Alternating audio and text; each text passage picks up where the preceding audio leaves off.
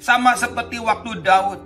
Ketika Daud didatangi oleh Nathan, Nathan bercerita kepada Daud tentang orang kaya yang kedatangan tamu. Pada waktu itu di sebelah rumahnya ada orang miskin yang mempunyai anak domba betina.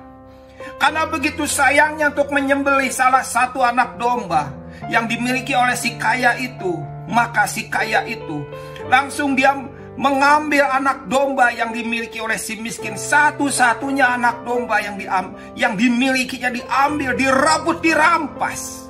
Dan pada waktu itu, ketika mendengar cerita itu, Daud sebagai seorang gembala, dia pernah merasakan hidup sebagai seorang gembala. Rasa sayangnya begitu kuat kepada domba-dombanya. Dia menjadi marah. Dan dia berkata kepada nabi itu bahwa orang yang melakukan itu harus membayar 4 kali lipat. Lalu apa yang terjadi?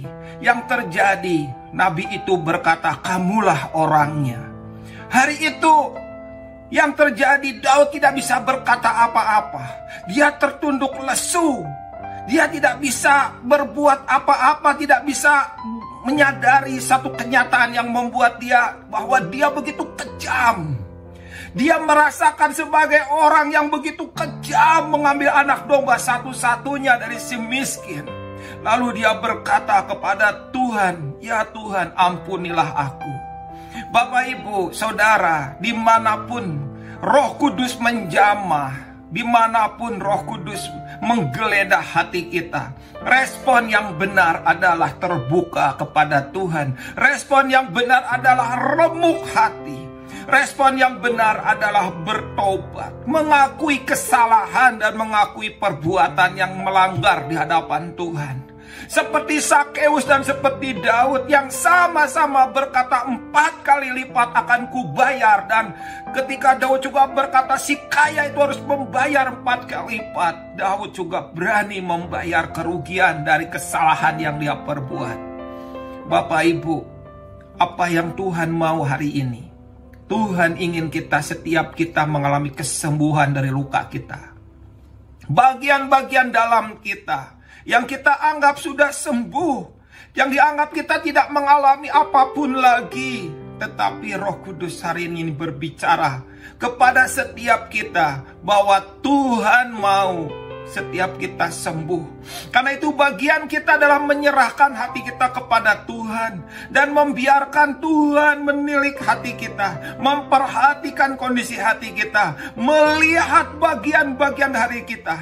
Dan ketika dia menemukan bagian-bagian yang tidak disukainya, bagian-bagian yang tidak berkenan di hatinya, yang merusak bagian di dalam hati kita, Tuhan mau itu disingkirkan, Tuhan mau itu dikerat, Tuhan mau itu dibersihkan, Tuhan mau itu dibereskan. Karena itu Bapak, Ibu, Saudara, biarkan Roh Kudus hari ini menjamah.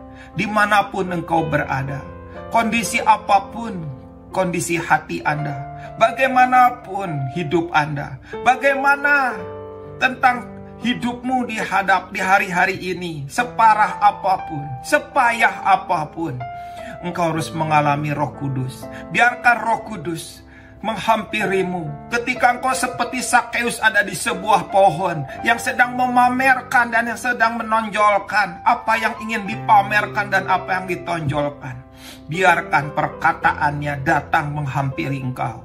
Biarkan terangnya datang menghampiri engkau. Biarkan rohnya melingkupi engkau. Saat ini ketika rohnya datang kepadamu, menjamah hatimu, sama seperti Sakeus, turun dari apa yang kita sedang naiki, turun dari tempat yang dimana kita sedang tonjolkan dan atau pamerkan di depan banyak orang, tapi dengan rendah hati datang kepada Tuhan dan biarkan Tuhan melanjutkan pekerjaannya. Hari ini yang dibutuhkan adalah bukan acara, bukan pembicara. Hari ini yang dibutuhkan Tuhan yang beracara di hati kita, dan Tuhan berbicara di hati kita, dan biarkan itu terjadi dalam hidup kita masing-masing.